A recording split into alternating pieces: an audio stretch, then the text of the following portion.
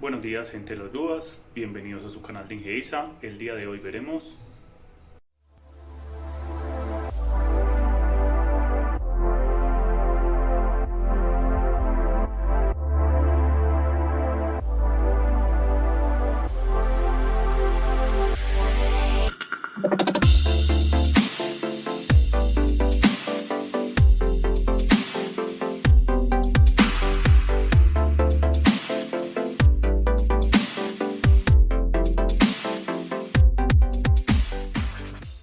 Siguiente. Bueno, el siguiente y último tema ya en la capacitación del día de hoy, ya por la última hora que nos queda, es el tema de accidentalidad en la operación de izajes.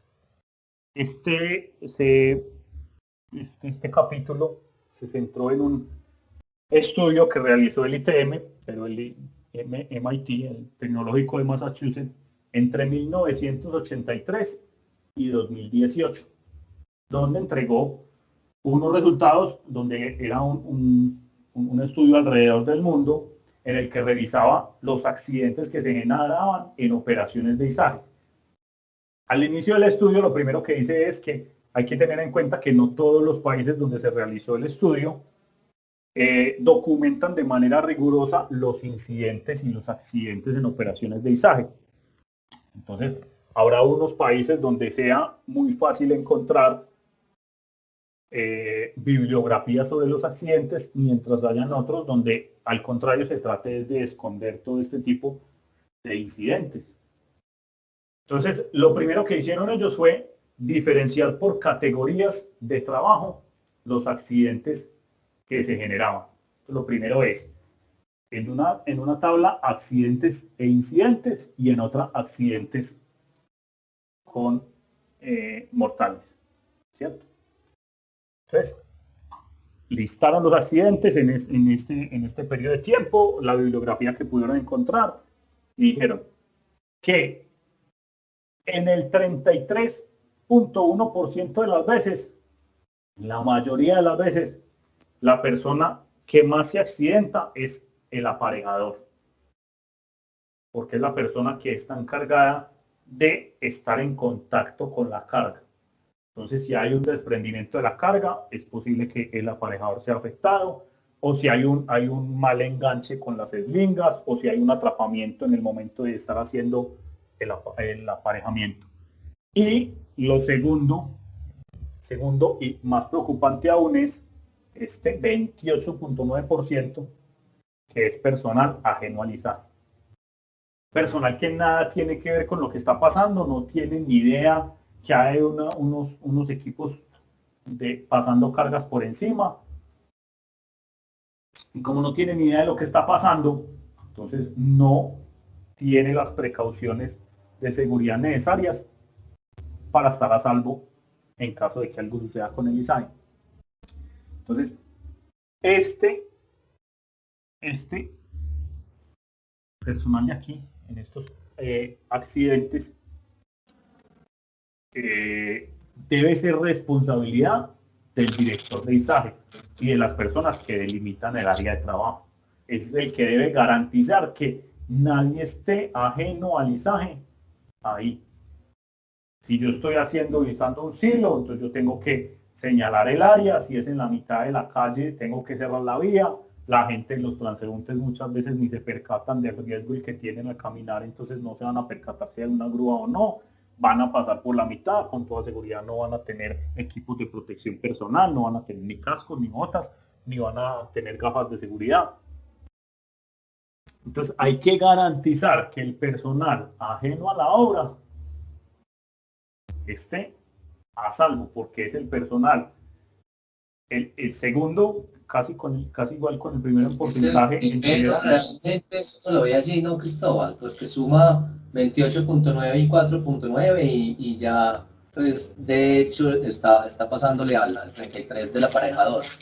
Sí, bueno, sí, pero lo que pasa es que también a veces el ajeno al izaje puede estar trabajando dentro de la obra, pero como, vamos a poner nuevamente el ejemplo de la torre grúa, como los que amarran el hierro ven todo el día la grúa moviéndose y a veces el operador tocando la sirena, pues la sirena se les vuelve paisaje y la grúa pasando por encima se les vuelve paisaje y no se dan cuenta lo que está pasando, afuera, ¿cierto? Entonces, Sí, claro, no, escúchame, lo que quiero decir es que el personal ajeno a esa ya, operación está allí involucrado, independiente de que esté dentro de la planta, obra u operación, el personal ajeno es como el que tiene mayor incidencia aquí, según lo que nos muestra.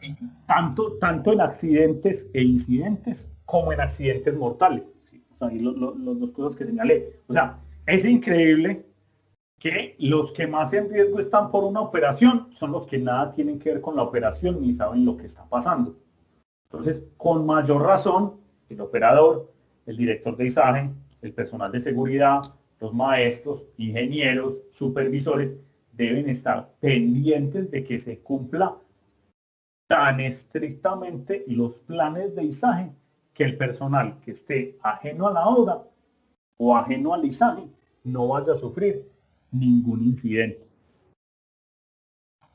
Entonces, esto fue una de las cosas que digámoslo así, sorprendió a los investigadores. Decían, es que los que en mayor riesgo están son los que nada tienen que ver. Y algo de lógica, algo de razón tiene, pues porque si las personas hicieron un plan de izaje y están capacitadas y están entrenadas y conocen los equipos, pues saben más o menos dónde mirar, dónde pararse, cuándo detenerse, cuándo estar pendiente porque la carga llega, etc. Y el aparejador, aunque tiene un gran impacto en los incidentes y los accidentes no mortales, en los accidentes mortales ya no tiene tanto. Su mayor riesgo, ¿cuál es? El atrapamiento. Generalmente, por no avisar a tiempo, le quedan atrapadas las manos entre el gancho y la carga, o entre cargas en movimiento, o alguna cosa, y es uno de los mayores incidentes que se presentan y accidentes que se presentan a los aparejadores en el tema de miembros superiores.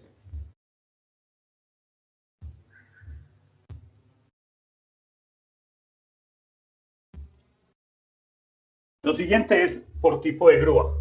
Entonces, torre grúa, grúa móvil, puente grúa, telescópica, de celosías, grúa teleférico, R y de pedestal, un montón de grúas y otros equipos diferentes.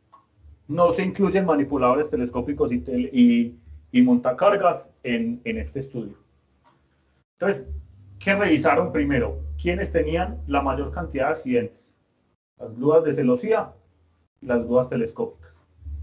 Las grúas de celosía son las que son parecidas pues, a las grúas telescópicas que son móviles, pero que el brazo parece el brazo de una torre grúa, como el que creo que fue Kelly la que mostró la imagen ahorita. Entonces, lo primero es, ¿por qué estas grúas tienen más accidentes que las otras? ¿Será que son más inseguras? Lo primero es que son las grúas que en mayor cantidad se encuentran representadas. Entonces, son grúas que una grúa de celosías... ¿Que las encontramos más o qué? ¿Que las encontramos más? Las encontramos más, claro. Yo puedo encontrar por cada 100 torregrúas 1000 grúas telescópicas, por decir algo así. Ajá. En la cantidad puede ser 10 a 1, o 15 a 1, o 20 a 1. Entonces, las encuentro mucho más, entonces obviamente van a tener mayor probabilidad de tener accidentes. Lo segundo, que no está aquí, es que estas grúas, de las que más se accidentaban, eran, como lo decía ahorita, las grúas de pequeñas capacidades, de 5, 8, 10 toneladas. Las grúas que muchas personas asumían que no tenían un mayor riesgo, pues porque eran una gruita chiquita, y si una gruita chiquita pues no presenta riesgo. Es muchas veces lo que le pasa a la gente que dice, es que yo sé montar bicicleta, entonces pues pasar a una moto es lo mismo, eso no es sino acelerar y frenar y tener el equilibrio. Y cuando se enfrentan a una moto, se dan cuenta de que la situación es muy distinta, que pueden tener el equilibrio y pueden saber manejar las bicicletas que quieran, pero la operación de un equipo, una motocicleta en este caso, una grúa, es muy diferente. Entonces, cuando hicieron esta diferenciación, no hubo ninguna sorpresa porque efectivamente el mayor número de equipos era con grúas móviles y grúas telescópicas. Y adicional, los primeros estándares y primeras normas que salieron para efectivamente estos dos tipos de grúa, bueno, y las de puerto, que no las veo por aquí, grúas de puerto, estas. Estos sí tienen desde hace mucho más estándares de seguridad, pero para estas casi que la población general fueron las primeras que tuvieron los estándares. Entonces se empezaron a informar y se empezaron a registrar con mayor rigurosidad los incidentes y los accidentes. Entonces por eso se encuentran de pronto más. No quiere decir que sean más inseguras un tipo de grúas que las otras. Responsabilidades. Entonces ahí es, después de hacer las investigaciones pertinentes, veíamos que hay una cantidad de personas involucradas en el izaje, desde el que diseña el equipo, el fabricante, el usuario, el dueño del equipo, el operador, el supervisor, el dueño de la obra o el dueño del sitio, el aparejador, los de ajenos, etc. Entonces, ¿quiénes eran los principales responsables de estos temas? Eran el operador y el aparejador, en un 22.5% y un 25%, o sea, entre los dos, casi la mitad de la responsabilidad en los accidentes. ¿Por qué? Generalmente era por no hacer un plan de izaje o por saltarse el procedimiento que se había descrito en el plan de izaje, o por violar o eliminar sistemas de seguridad. Entonces, quitarle las lengüetas a los ganchos, los seguros de los ganchos, porque para poder aparejar más rápido, quitar los elementos de seguridad en las grúas, el anti-to-block, los sensores de carga, los sensores de momento, para poder ser más productivos o operar mejor la grúa. Piensan algunos que las ayudas electrónicas o este tipo de seguridad lo que hace es disminuir las capacidades de la grúa, y no piensan que lo que están haciendo es resguardando la seguridad de las personas. Luego, entre el supervisor de sitio de izaje y el director de izaje, casi un 35% de responsabilidad que se da es por falta de planeación, como hablábamos ahorita, porque la persona no tenía los conocimientos, las capacidades suficientes para poder planear un izaje y saber hacerlo de una manera segura. Y ya en porcentajes muy pequeños, pues entonces el dueño de la grúa, pues de pronto por no hacer los mantenimientos, el usuario por las demandas poco razonables, el señalero. Hay que diferenciar un poco entre que aquí casi que aparejador y señalero los tenemos como una sola persona, y generalmente son dos personas. El señalero es la persona que le indica al operador en piso cómo se va a mover la carga. Es los ojos del operador siguiendo la carga. Y el aparejador es el que hace el enganche y desenganche de la carga. Aquí normalmente aparejador y señalero los juntamos en una sola tarea. El fabricante, de pronto que me diga que la capacidad de la grúa es X y se hizo con materiales defectuosos, etc. Pero si revisamos, es en una menor medida este tema. Modos de falla. Entonces, ¿por qué fallaba principalmente la grúa? Cuando hablamos de falla, no, la nota que dice abajo, no quiere decir que haya un accidente o un incidente. Quiere decir que la grúa no está funcionando de la manera de que debería funcionar, o no se está moviendo de la manera que debería moverse. Entonces, ¿cuál es el principal problema de falla? Pues fallas mecánicas. Que haya un problema mecánico, hidráulico, eléctrico en la grúa y ella no pueda realizar sus maniobras como las debe realizar normalmente. Sí, seguido por la estabilidad de la grúa, es decir, que los movimientos de la carga, como yo la estoy llevando, ponga en peligro la estabilidad de la grúa y la grúa intente volcarse. Generalmente, la grúa avisa antes de voltearse del todo. Cuando el operador va llevando la carga de una manera progresiva, lo primero que va a notar es que uno o varios estabilizadores intentan levantarse del suelo. Entonces, la primera vez se puede levantar unos pocos milímetros o centímetros del suelo y ser casi imperceptible. Después de eso, lo siguiente es que la grúa se voltea.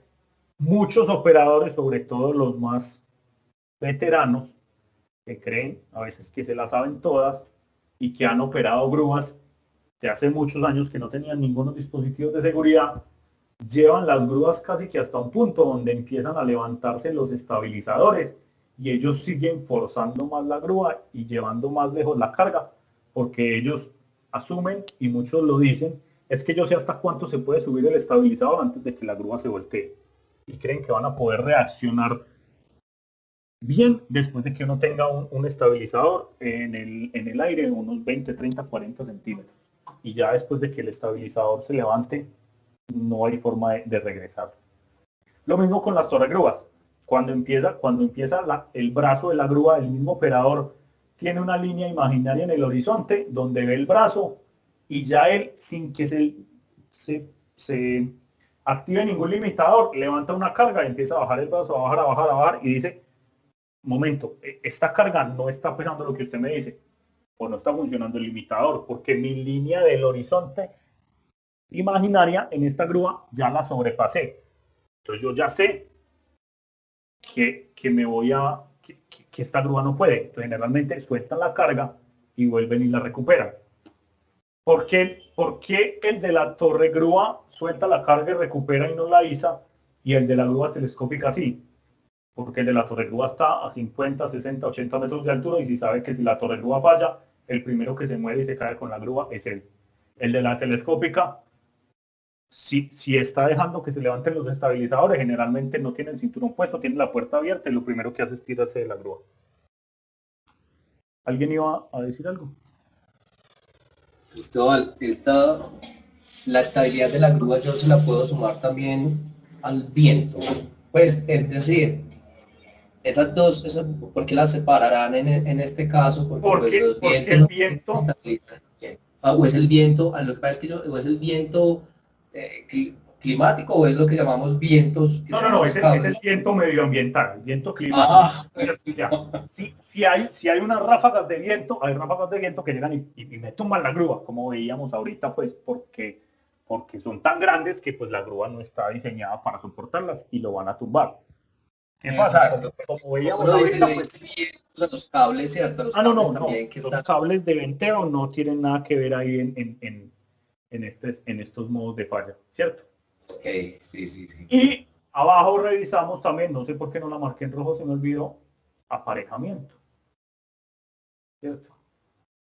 Entonces, una carga mal aparejada es muy probable que vaya a caerse, a resbalarse o a desacomodarse en la mitad del camino. Entonces, por eso el aparejador es tan importante como el mismo operador. Cristóbal, Sí, ¿puedes devolverte, por favor? claro que sí. De manera muy sucinta, entonces, como ya conocemos esos modos de falla, de acuerdo a tu experiencia, ¿cuáles son las recomendaciones? Bueno, la recomendación es tener a los aparejadores capacitados, inicialmente capacitados, preferiblemente certificados. ¿Por qué? Porque se ve muy comúnmente, sobre todo en las torres grúas, que llega la torre grúa con su operador con experiencia de varios años, con su certificado. Entonces, si es una grúa alquilada, entonces la obra dice, no, venga, es que este el aparejador que trae sale muy caro porque si usted le paga mucho a un aparejador. En cambio, yo aquí tengo a unos muchachos que ganan el mínimo muy avispados y yo los pongo a aparejar. Entonces yo le doy aquí una charlita con el operador y mi gente de seguridad y los pongo a aparejar la carga. Y son personas que no tienen ni idea de cuáles son las señales, no conocen de cargas, no conocen de planes de izaje, no conocen cómo enganchar, cómo está bien, cómo revisar una eslinga, cómo revisar un grillete, cómo asegurar un grillete, cómo usar una grapa. Entonces, muchas veces el operador pues vuelve y juega en la torre de grúa, está a 100 metros de altura, no tiene la visual para saber si el aparejador enganchó bien y puso bien en el ojo la eslinga o la puso medio puestecita, o si el tornillo o el pin o el pasador del grillete quedó completamente bien puesto.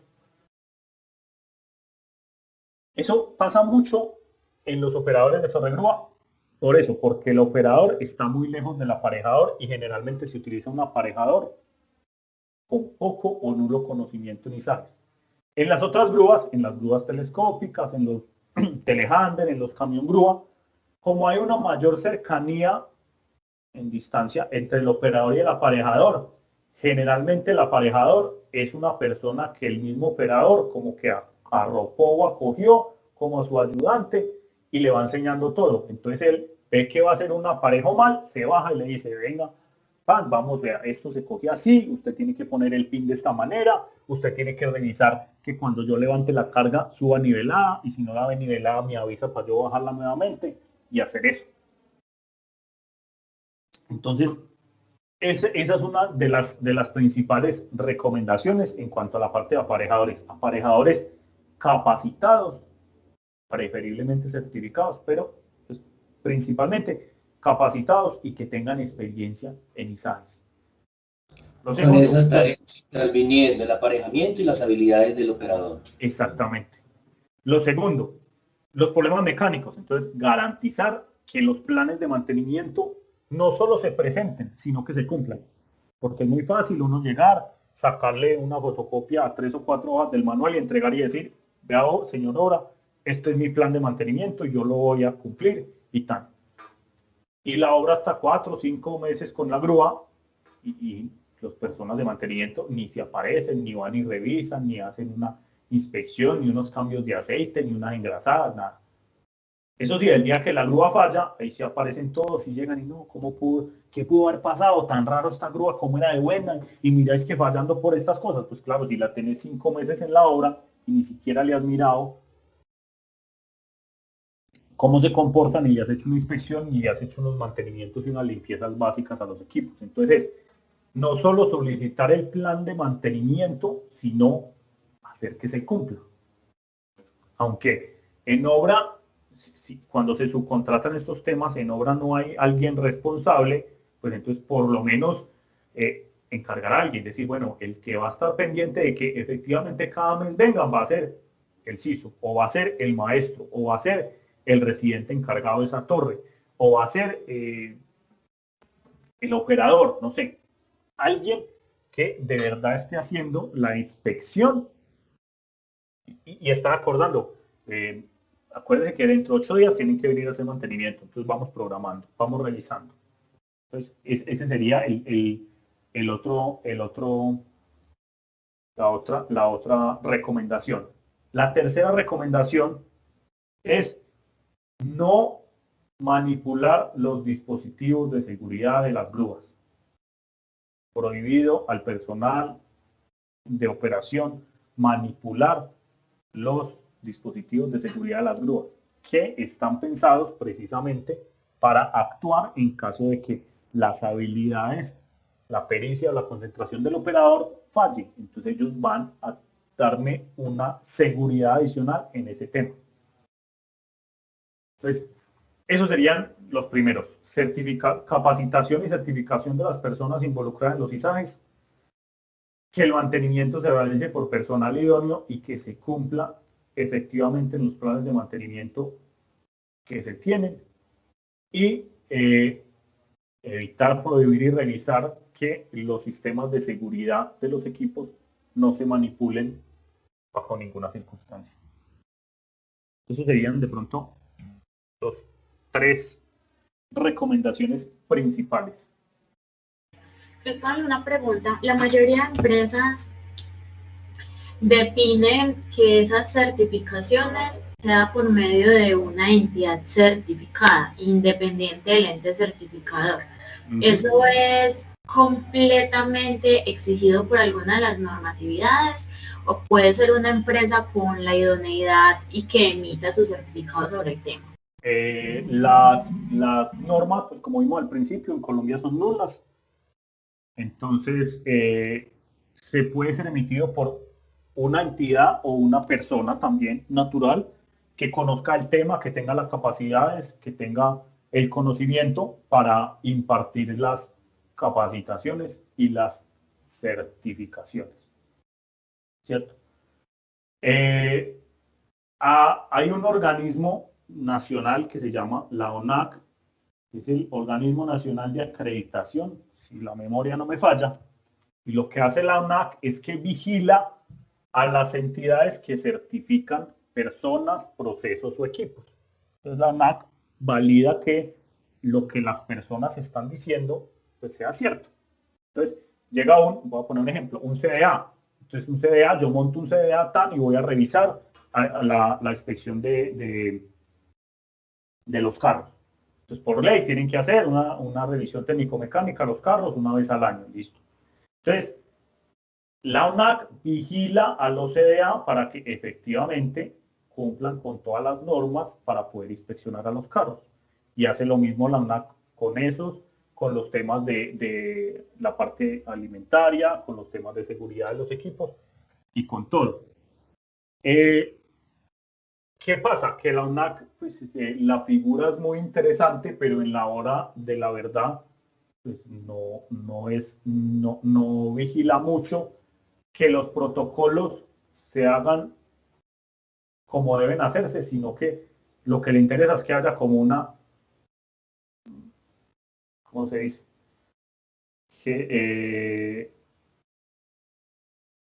Gestión de calidad de pronto, por decirlo de alguna manera, del protocolo o el procedimiento que se exige, ¿cierto? Entonces, cualquier persona puede llegar y decir, ve, yo quiero certificar a operadores bajo la norma B30.5. Y entonces va a decir, bueno, sí, señor. Listo, usted los puede certificar bajo esa norma. Cuando a uno va a ver, y venga, la norma B30.5, lo que certifica son las grúas, no las personas. Entonces, ¿cómo así? Entonces, casi que uno mismo como empresa es el que le dice a la UNAC, vea, yo quiero certificar a la gente en eso, y muchas veces la UNAC, por desconocimiento, lastimosamente, valida un montón de certificaciones sobre cosas que a veces son absurdas. Pero obviamente es un ente que genera algún tipo de control sobre las cosas. Entonces, los deben tener los CDA, los deben tener los que certifican los equipos, los que certifican los trabajos en altura, los trabajos en espacios confinados, etc. Entonces, me devuelvo y cierro la pregunta. No hay ninguna ley que me diga que yo debo tener las personas certificadas con X o Y empresa o con X o Y organismo.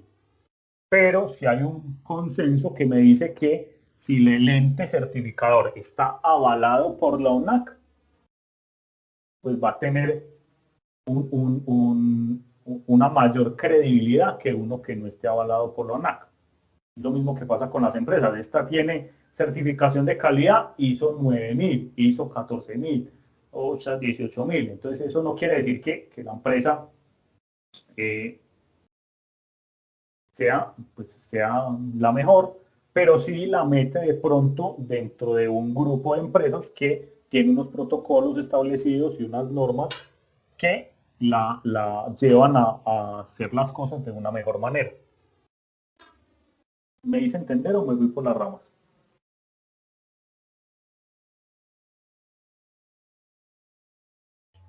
No, está bien. Lo que pasa es que algunas empresas, por metodología, generan como ese criterio interno dulce.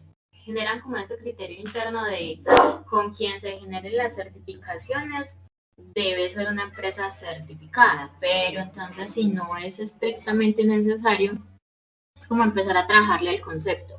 Ahora, la otra pregunta es, ¿cuál sería la referencia? Porque normalmente se tienen estas certificaciones con vigencia de 2 años. O eso lo da quien dictó la formación, o está definido en algo internacional que sea el margen de referencia. Hay un margen de referencia internacional, basándonos en las OSHAs, que dice que las certificaciones se dan por 3 años, pero cada año se debe hacer una validación de la certificación. Es decir, yo certifico un equipo, una persona por 3 años, pero cada año él debe presentar como un examen rápido de nivelación en el que yo pues, verifico que no haya perdido ninguna de sus capacidades, ¿cierto? Más que los conocimientos, sino de las capacidades. Entonces, por ejemplo, los operadores que tienen que tener cierta pericia, cierta parte visual, entonces cada año deberían realizar una certificación, una validación de la certificación. Y cada 3 años realizar una recertificación. Eso lo dice las OSHAs.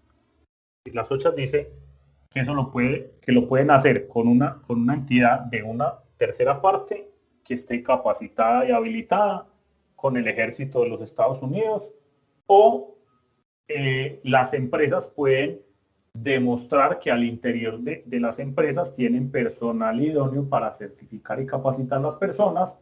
Este personal va y presenta como una evaluación de competencias, más o menos como la que se hace con el SENA, y se autoriza para que ellos mismos dentro de la empresa certifiquen su personal. Acá en Colombia, pues, nada de eso existe, entonces queda muy al libre albedrío de los certificadores. Hay empresas que lo hacen igual, cada 3 años, con una revisión cada año y cada 3 una recertificación. Hay otros que dicen, no, yo certifico este año y recertifico el año. Cada año hay unos que lo hacen con vigencia de 2 años. Lo que más se ve es para equipos se da una vigencia de 2 años y para personas se da una vigencia de 1 año. Pero es totalmente decisión del certificador y de cómo tenga su protocolo interno de certificación. Y si está avalado por la ONAC tampoco te va a decir si lo tienes que hacer cada año, cada 2, cada 3 o cada 5. Lo que sí revisa la ONAC es que si dices que lo debes hacer cada año, pues asegurarse de que lo hagan. Otra cosa que pasa es que muchas de las empresas dicen, listo, yo lo realizo cada 3 años, cada año hago la validación, pero entonces no puedo dejar, si lo hago por ejemplo en enero del 2021, antes de enero del 22 debo hacer la validación. Y muchas empresas pues se les olvida en enero y por allá en marzo dicen, ay venga, es que yo ya para validar la certificación de los operadores. Entonces como ya pasaron 2 meses, dicen, no, yo como ya se pasó el tiempo, tengo que volver a empezar de ceros. Y desde que se empezó a trabajar con las personas, la certificación en trabajo en alturas, que se renueva cada año, casi que todos los certificadores de personas dijeron, no, de aquí en adelante vamos a hacerlo todo cada año y evitemos los problemas. Entonces casi todos tienen vigencia de 1 año.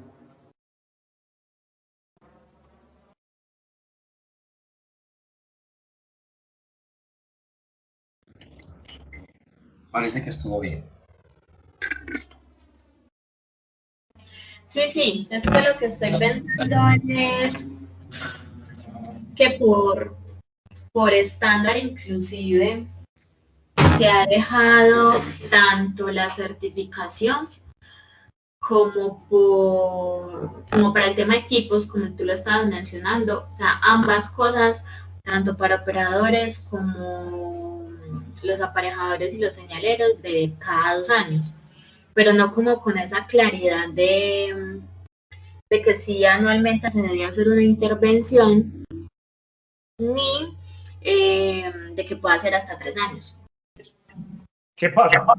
Eso depende, como te digo, depende del ente certificador o capacitador y depende de los procesos internos de la empresa. Es decir, si yo tengo mi empresa y digo, mis operadores van a estar certificados y las certificaciones que van a tener va a ser por una persona externa a la empresa y van a tener una duración de 2 años.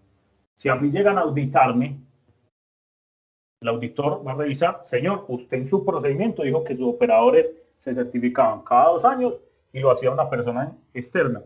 Y usted lo que me está mostrando aquí es que lo hizo una persona interna y tiene una duración de 3 años. Entonces usted mismo se está incumpliendo sus propios procedimientos. Entonces yo le puedo generar una no conformidad en la certificación de lo que sea que esté revisando la auditoría. Pero si la empresa dice, no, yo la voy a hacer con una capacitación que da una persona interna que tiene ciertas capacidades de todos estos temas, lo conoce, y lo va a hacer cada año, y vamos a generar dentro de la empresa un carnet con un loguito de la empresa muy bonito, y se lo vamos a dar a todos los operadores, y ese es mi procedimiento interno, ese será mi procedimiento interno, y será válido para una ARL, para una revisión de un accidente, o para una auditoría. Porque, vuelve y juega, no hay ninguna norma que me diga cómo debe estar capacitado o certificado el operador. Lo único que me dice es, por allá, la 1409, el operador debe estar calificado y tener los conocimientos necesarios para operar el equipo. ¿Ya? Cómo haya tenido esos conocimientos, quién haya dicho que los tiene o no los tiene, eso a la norma colombiana no le interesa, solo dice que los tiene que tener. Entonces puede ser una persona que fue al SENA y se capacitó como operador en torregrúas y tiene su certificado del SENA que no vence nunca y ese es un certificado válido. Puede ser una persona que hizo un curso en el exterior, trabajó por fuera, regresó con su carnet de certificación y ese puede ser válido. Puede ser que al interior de la empresa una persona se designó una persona para que hiciera la certificación y la capacitación de las personas y se entregó un carnet, un diploma o un documento donde diga que la persona es válida para eso. Entonces, cualquiera de las anteriores puede ser válida, pero lo que sí se debe tener es al interior de la empresa una claridad de qué o qué no pedir.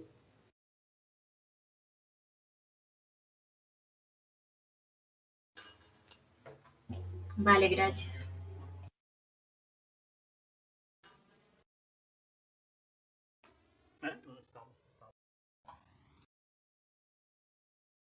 Entonces ya en los izajes críticos, o sea, estos estudios anteriores eran izajes comunes y corrientes, rutinarios, de todo. Cuando revisaron solo los izajes críticos, se dieron cuenta que la mayor cantidad de accidentes se producía era por hacer cambios no coordinados en el plan de izaje. Es decir, en la mitad del camino, cambiar lo que entre todos habíamos dicho que íbamos a hacer para llegar a un feliz término. Entonces hacemos planes, hacemos cambios de cómo vamos a aparejar, de cómo vamos a mover la carga, de cómo vamos a coordinar los dos operadores o más, de cómo vamos a descargar el equipo o de la ruta que vamos a tomar. Entonces, estos cambios nos indican que siempre es necesario para evitar los accidentes es tener un plan y ajustarse al plan. Si en la mitad del camino las condiciones cambian, entonces parar y generar un plan diferente, pero no hacer los cambios en la mitad del camino o en la mitad de la operación de izaje sin ningún estudio y sin tener en cuenta a todo el personal. Entonces aquí pues tenemos un volcamiento de una grúa telescópica que estaba izando un tanque y excedió la capacidad de la grúa, estaba trabajando por debajo de la lineecita que miramos, entonces hubo un volcamiento. ¿Qué pudo haber pasado? Que de pronto este tanque estuviera lleno de agua y el operador no lo supiera y hubiera solo tomado el peso del tanque vacío. O que el movimiento de agua al interior hubiera podido generar un desbalanceo de la carga y hubiera girado el equipo. O pues cualquier otra circunstancia que hubiera generado la inestabilidad de la grúa. Este de aquí un accidente que pasó en Colombia, en Bogotá. Hubo una víctima mortal que fue el conductor de ese taxi, que fue a llevar a una persona a la obra. La persona de la obra le dijo, espéreme 5 minutos que no me demoro, y él estaba aquí atrás parado esperando a la persona cuando el brazo de la grúa se desplomó y sucedió el incidente. Este de aquí, como podemos ver, fue por un mal diseño en la cimentación que generó que se volteara la grúa. Este pudo haber sido por un colapso del brazo, por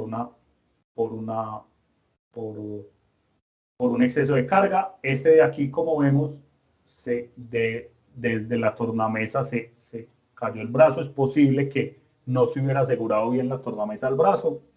Esta posiblemente, por cómo quedó la grúa, puede haber sido de pronto por vientos o por un huracán o algo así por el estilo, o se hubiera reventado una tiranta. Entonces, ¿son qué? Son accidentes e incidentes que se generan y que pueden ser la mayoría evitados si las cosas se hacen de la mejor manera.